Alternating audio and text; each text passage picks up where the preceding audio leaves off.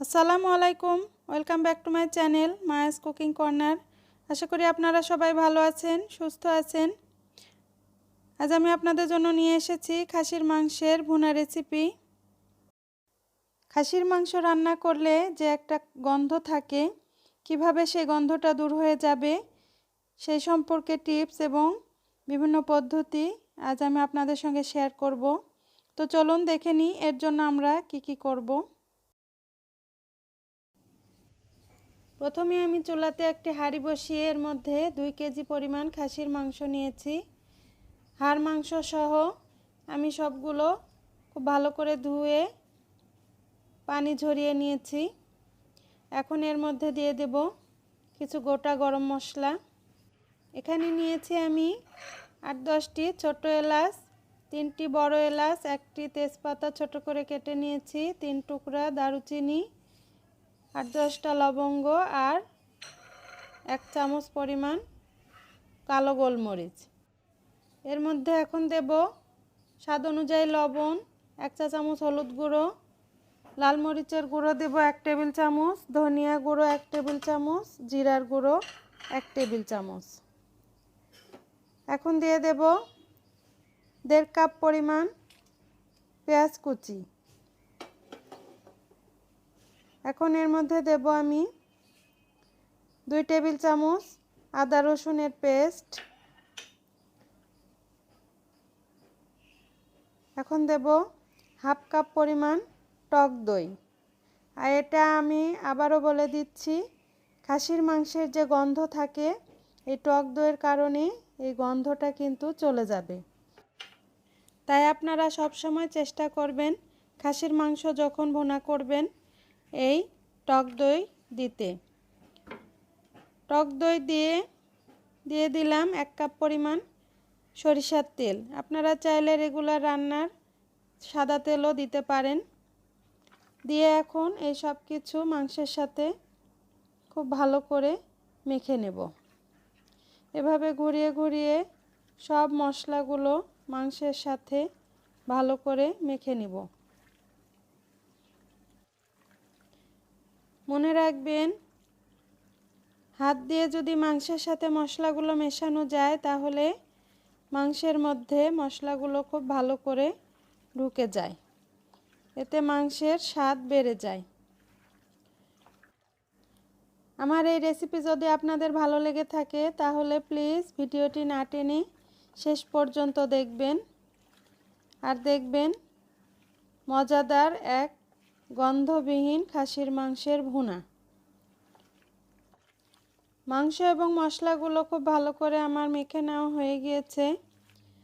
আর এই মাংসগুলো ম্যারিনেট করে রাখার প্রয়োজন নেই।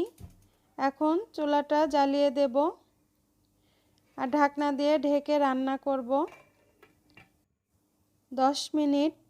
আর এই প্রথম 10 মিনিট চুলার হিটটা কিন্তু হাই ফ্লেমে রাখব। 10 মিনিট পর চুলার হিটটা মিডিয়ামে করে দেব। আর এভাবেই আরও কিছুক্ষণ রান্না করে নেব।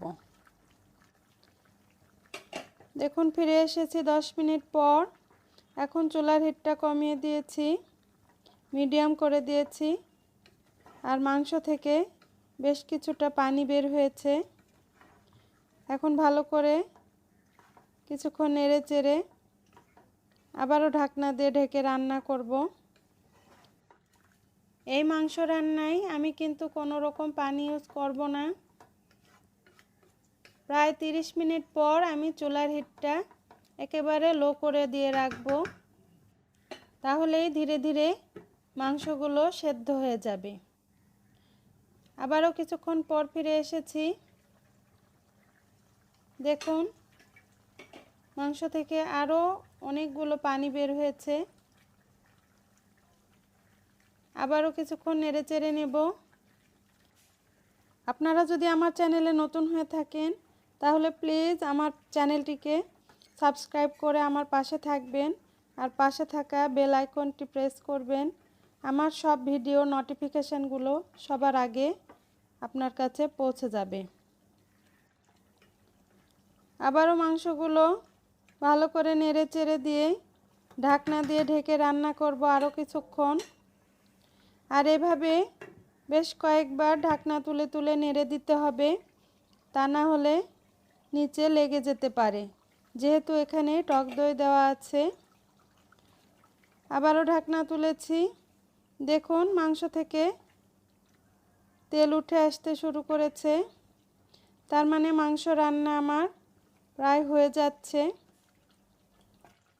এভাবে চুলার হিটটা লো ফ্লেমে রেখে আমি বাকি রান্না করে নেব।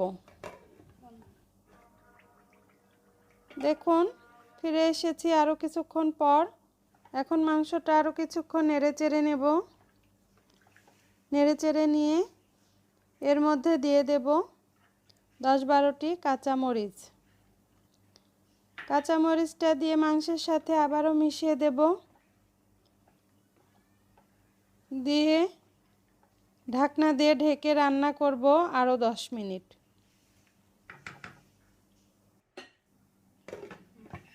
ফিরে আসলাম 10 মিনিট পর।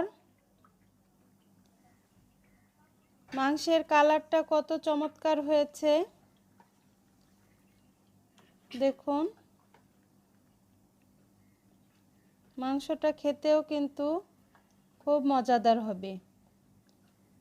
আমার এই টিপস আপনারা ফলো করবেন, করে বাসায় একবার ট্রাই করে দেখবেন, খুব ভালো লাগবে। এখন অন্য একটি চুলায় আমি একটি প্যানের মধ্যে সামান্য একটু পেঁয়াজ, একটু রসুন থেঁতো করে নিয়েছি, একটি তেজপাতা আর 5-6টি শুকনো মরিচ, আর দিয়ে দিলাম 1/3 কাপ পরিমাণ সয়াবিন তেল। এটা দিয়ে আমি এখন এই মাংসের মধ্যে একটা বাগার দেব। আপনারাও চেষ্টা করবেন এই বাগারটা দেওয়ার জন্য।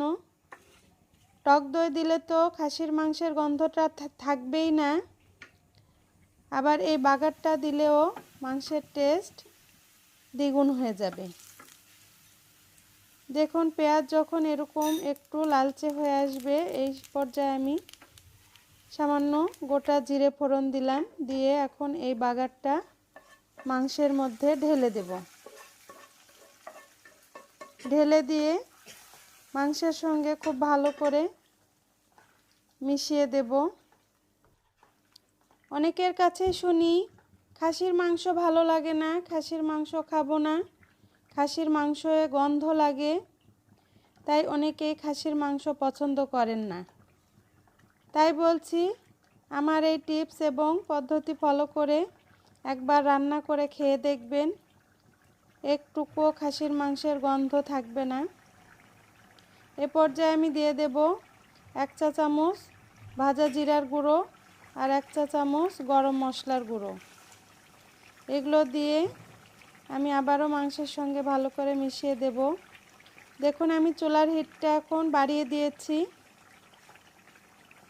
এই খাসির মাংসের ভুনা কিছুটা মাখা মাখা হবে, তাই আমি চুলার হিটটা বাড়িয়ে দিয়ে বাড়তি যে ঝোল ছিল সেগুলো একটু শুকিয়ে নিলাম।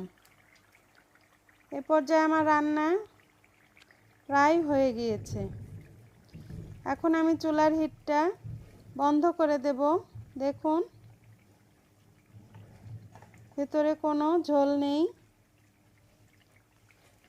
আর কত অল্প পরিমাণ মশলা দিয়ে এত দারুণ একটা রান্না করে নেওয়া যায়, সেটা আমি আজকে আপনাদের সঙ্গে শেয়ার করলাম। দেখুন মাংসের গ্রেভিটা চমৎকার হয়েছে। এখন আমি একটি ছড়ানো প্লেটে সার্ভ করে দেখাচ্ছি। দেখুন এত চমৎকার কালার আর স্বাদে গন্ধে অতুলনীয়। আমার এই রেসিপি যদি আপনাদের ভালো লেগে থাকে তাহলে প্লিজ লাইক করবেন, শেয়ার করবেন আর কমেন্ট করে আমাকে জানাবেন। আপনারা সবাই ভালো থাকবেন, সুস্থ থাকবেন। আল্লাহ হাফেজ।